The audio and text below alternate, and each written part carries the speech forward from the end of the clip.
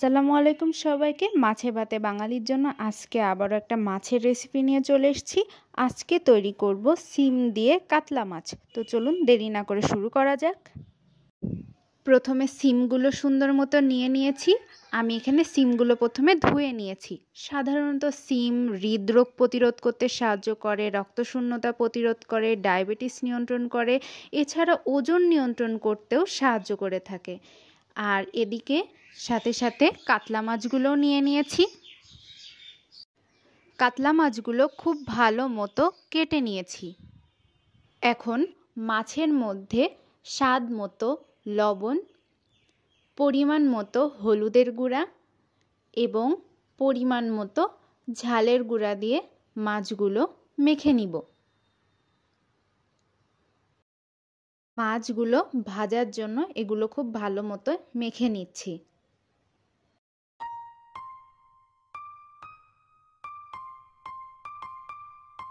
এখন রান্নায় দেওয়ার জন্য টমেটোগুলো কুচি করে নিয়েছি, পেঁয়াজ কুচি করে নিয়েছি, ওদিকে কাঁচা ঝালও ফালি করে নিয়েছি।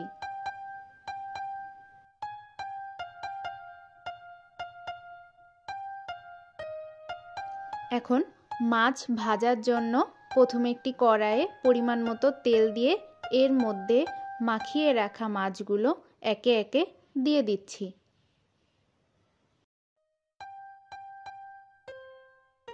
অবশ্যই চুলার আঁচ লো টু মিডিয়ামে রাখতে হবে।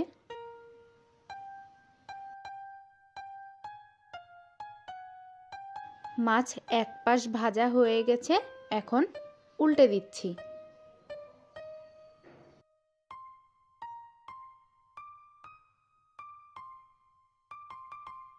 মাছগুলো ভাজা শেষ, এখন নামিয়ে নিচ্ছি।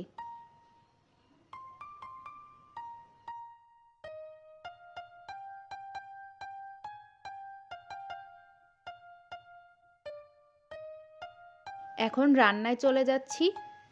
কড়াইয়ে অবশিষ্ট থাকা তেলের মধ্যে আরও কিছু তেল যোগ করে এর মধ্যে কুচি করে রাখা পেঁয়াজগুলো প্রথমে ভেজে নিচ্ছি।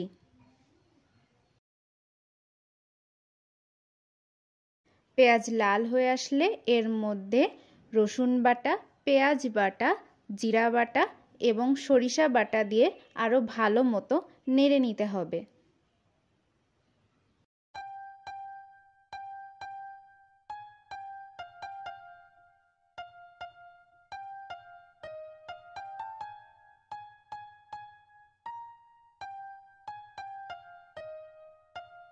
মশলাটা তেল ছেড়ে দিলেই এর মধ্যে পরিমাণ মতো হলুদের গুঁড়া, ঝালের গুঁড়া এবং স্বাদ মতো লবণ দিয়ে নেড়ে নিচ্ছি।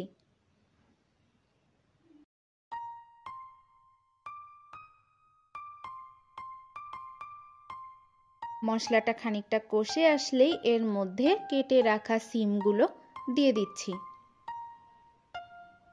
সিমগুলো আমি এখানে আস্তই রেখেছি, ছোট ছোট করে কাটিনি। সিমগুলো খুব ভালো মতো মশলার সাথে নেড়ে নিতে হবে। এখন মশলাটা সিমের সাথে কষানোর জন্য ঢেকে দিলাম।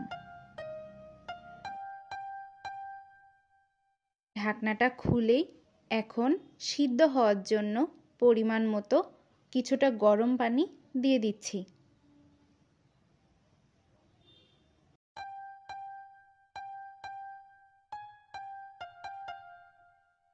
ভালো মতো নাড়াচাড়া করে ঢেকে দিতে হবে।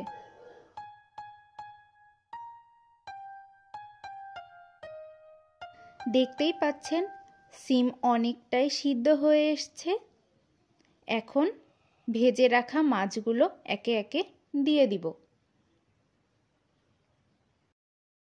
মাছের সাথেই ফালি করে রাখা কাঁচা ঝাল এবং কুচি করে রাখা টমেটোগুলো দিয়ে দিচ্ছি। খুব ভালো মতো নেড়ে নিতে হবে।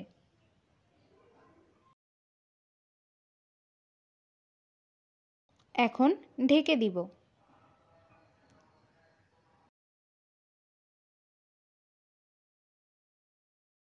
দেখুন রান্না প্রায় শেষের দিকে, ঝোলটাও অনেকটাই শুকিয়ে এসছে। এখন নামিয়ে নেওয়ার পালা।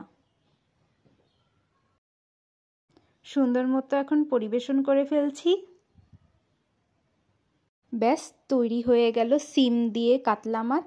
এরকম আরও মজার মজার রেসিপি পেতে অবশ্যই ইউটিউব চ্যানেলটি সাবস্ক্রাইব করবেন, পাশে থাকা বেল আইকনটি ক্লিক করবেন, ফেসবুক পেজটি অবশ্যই ফলো দিয়ে পাশে থাকবেন। ধন্যবাদ।